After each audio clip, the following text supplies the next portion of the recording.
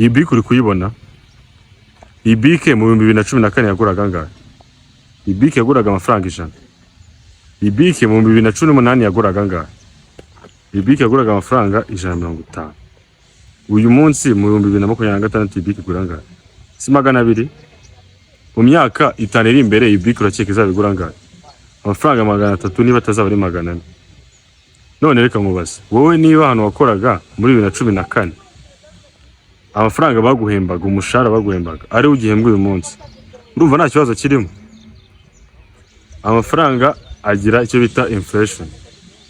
Niba wowe utarazamuye agaciro kawe ngo uve aho hantu wiga ibintu bishya, baguha agaciro, bakuzamure, baguhe promotion cyangwa se ujye n'ahandi, ikibazo kigomba kuba ari wowe.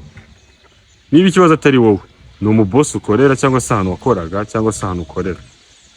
Niba bataguha agaciro, wowe umenya agaciro kawe, iga ikintu gishya, wongere value, uva aho hantu ujya ahandi, kuko ibintu birazamuka. Niba na bike ubwayo yarazamutse kubera inflation, ariko agumana ka gaciro kayo, kuki wumva utamaintain agaciro kawe?